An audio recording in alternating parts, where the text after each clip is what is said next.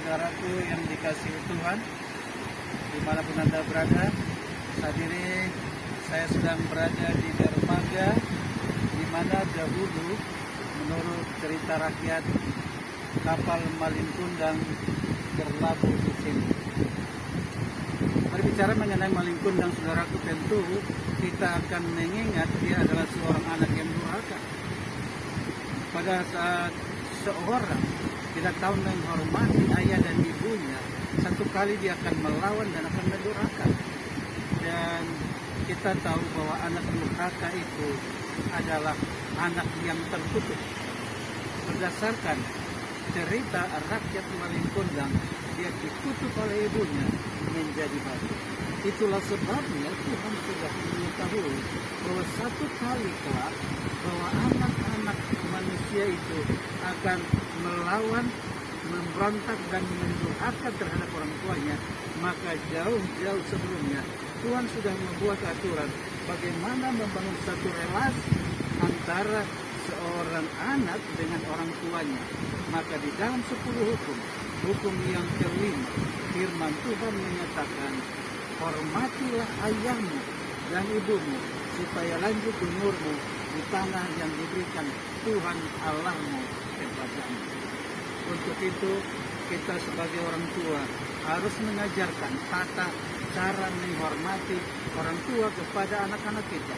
Dan sebagai anak kita harus mau diajar supaya kita bagaimana caranya kita akan tahu memberikan hormat kepada orang tua yang mengasuh kita. Oleh karena hanya pada saat kita dapat berbuat baik dan orang kita dapat menerima kebaikan itu, disitulah penghormatan itu terjadi. Sebab ketika orang tua sudah tidak ada, segala sesuatu yang kita miliki pun kita berikan kepadanya, itu tidak ada gunanya. Oleh karena itu firman Tuhan menyatakan, hormatilah ayahmu dan ibumu supaya lanjut umurmu di tanah yang diberikan Tuhan Allahmu kepadamu. Dengarkan cerita Malin Kundang berikut ini. Halo sahabatku, adik-adikku sekalian, ingatkah bahwa ada satu cerita rakyat dari Padang, Sumatera Barat, yaitu Malin Kundang. Di satu desa ada satu keluarga, seorang anak bersama ibunya tinggal cukup menderita, dan pekerjaan ibunya ini adalah sebagai pelaut, tapi hasil lautnya tidak mencukupi untuk kehidupan mereka. Jadi Malin itu merasa menderita dan dia satu kali bicara sama ibunya, "Ma, aku harus pergi untuk mengubah nasib saya ke satu kota." Akhirnya dia pergi meninggalkan mamanya, dan setelah beberapa lama mamanya mengharapkan anaknya kembali, tidak memberikan kabar. Tapi ternyata sudah 10 tahun, belasan tahun tidak ada kabar berita. Dan ternyata Malin sudah berhasil mengubah nasibnya di kota. Dia menjadi seorang saudagar, dia menjadi kaya raya, kapalnya banyak, istrinya cantik, dia seorang bangsawan. Dan pada satu kali dia merindukan untuk pulang kampungnya, dan dia bawa itu banyak orang pekerja, dia banyak di dalam kapal, dan dia bawa banyak uang, dan dia merencanakan bagi-bagi uang kepada teman sekampung. Benar, ternyata begitu sampai di dermaga, dia pun senang dan tiba di kampung.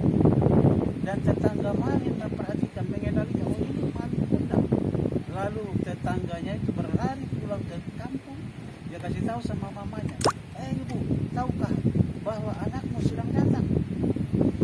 Dari mana kau tahu? Saya tidak pernah dengar berita selama ini, kata mamanya. Oh, ayo sekarang pergilah di dermaga.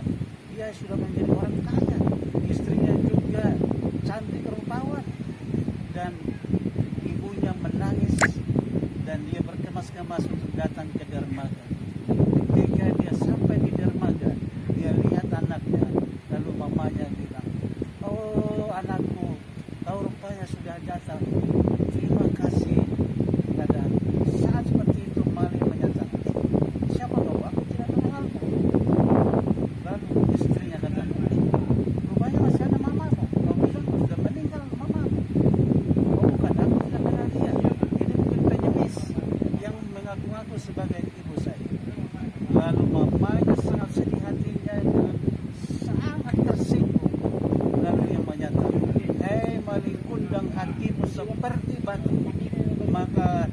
saya akan mengutuki engkau akan menjadi batu.